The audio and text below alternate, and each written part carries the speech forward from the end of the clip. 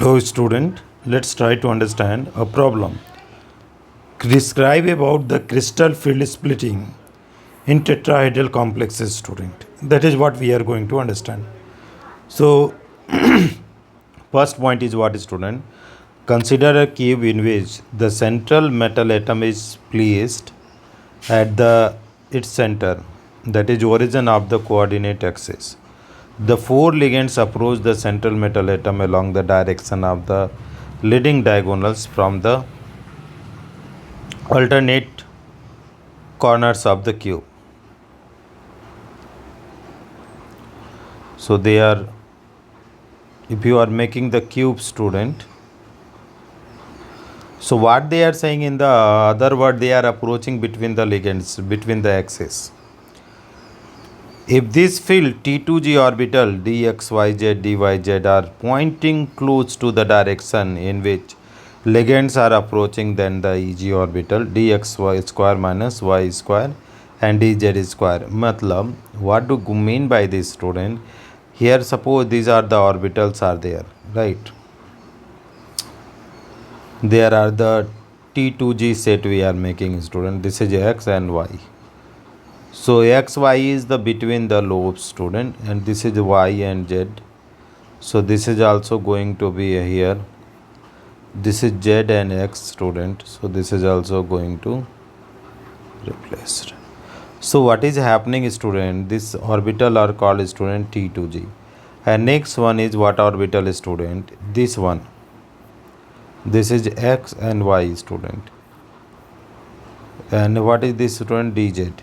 So these set student, these two sets are called EG. In tetrahedral, what is the crux student? In tetrahedral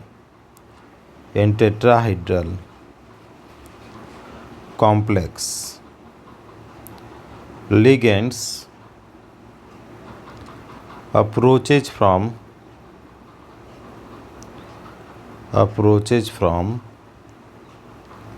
between the axes. Where student? Between the axes. So in which one is going to face the repulsion high student? These orbitals are having lobes where between the axis student, and ligand has to approach, okay, ligand has to approach this one, and ligand has to approach this one. Student, if you see this one total, what you are going to find, the orbital and ligands are coming on their way, okay. So what they are going to happen student, it is going to happen the repulsion, dear student. It is going to happen the repulsion, and since there is ligand and repulsion, its energy is going to be high student, T2G set. So that is what the point they are saying. They are saying in this field T2G orbitals dxy dy dzx are pointing close to the direction in which ligands are approaching. Then the EG orbital dx square minus y square dz square. As a result, the energy T2G orbital increases by 2 by 5 delta t, and that of E orbital increases by 3 by 5 delta t. So one is the decreasing student. Which one? This one is decreasing. Which one? This energy is the what student? Central one is delta t. Downside here is the minus 3 by 5 student. Total 5 orbital less by the 3 orbital. Up by what student? Plus 2 by 5. This is increased up. So here they are saying T2G orbital increases by 2 by 5 delta t, and EG orbital decreases by 3 by 5 delta t. As shown in figure, this splitting is inverted when compared to octahedral field.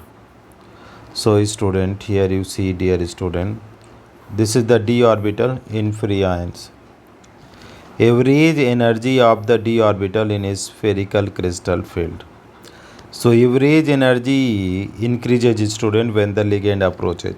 And finally, splitting of d orbital in a tetrahedral field. So it tetrahedral structure T2G orbital. This is the T2G orbital student, have more energy than compared to EG orbital student. So this is crystal field splitting into what student? tetrahedral complexes. Thank you very much for watching.